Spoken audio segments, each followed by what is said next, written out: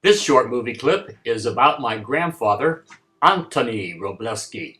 He was born in Siediszka, Poland. If I'm pronouncing that right. If I'm not, forgive me. As far as we can figure out, he immigrated from Siediszka, Poland through Ellis Island somewhere around 1903.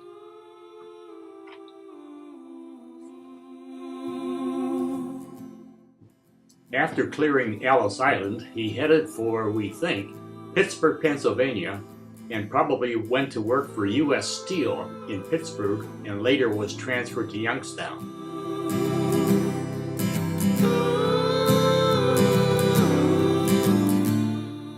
On July 5th, in 1909, my grandfather, Antoni Wroblewski, married Josephine Ronowitz. They were married in St. Casimir's Church, and you can see a copy of the marriage certificate. This is a copy of the original certificate, and it's filled out by Monsignor Kazimierski in September 26th of 1940. For some reason, my grandfather must have needed a copy of the marriage certificate. Here's another treasured document we have of my grandfather. It's his original citizenship document, and it's dated September 28th, 1936. So he didn't get his citizenship until he was 50 years old. And wow, I just love that picture. I think I see a little bit of me in his face. And here's another little mystery about Antoni Wroblewski. His obituary in the Youngstown Vindicator, along with his grave marker, says that he was born in 1885. Yet, his baptismal certificate, which you'll see next, shows that he was baptized in 1883. Okay, here you see a copy of my grandfather's original baptismal certificate, and it says that he was baptized in 1883. This particular document was signed on November the 22nd of 1950. So for some reason, he needed to contact his church back in Poland to get a copy of the certificate.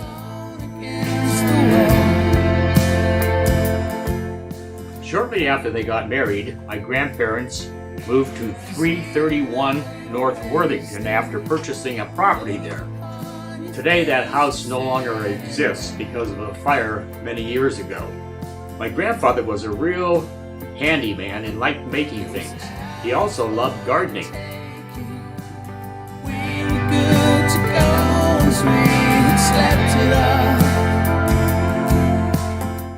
Here's a old photo of my grandfather in the backyard of the Worthington house. That gentleman next to him could have been his brother Joseph. Antoni Wroblewski also loved animals. There in the background you can see a cat, and he's petting a nice chow dog. Somewhere in the mid to late 40s, my grandparents moved from the Worthington house to 503 Alameda Avenue.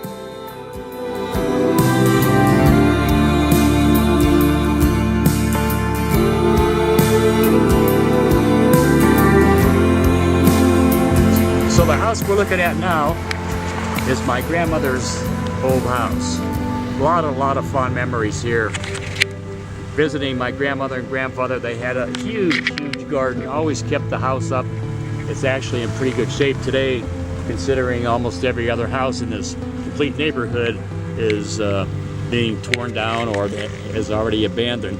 But a lot of really good memories here. My mother never lived in this particular house, but some of her sisters and brothers did, because she got married when they were still living on Worthington Avenue.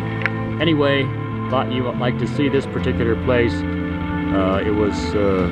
You'll hear some more stories about it as I delve into the Madacsi family more deeply in later chapters.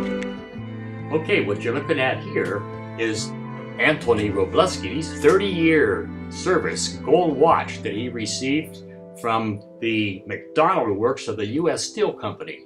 It's just absolutely gorgeous, and I really treasure it.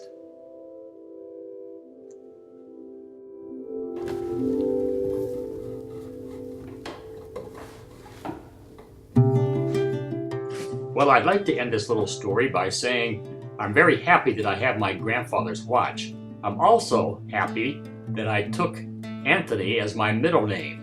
Thanks, Grandpa, not only for the watch, but for the middle name. And I'd like to thank also my Uncle Wally, who passed down the watch to me many years ago. A quick little story here.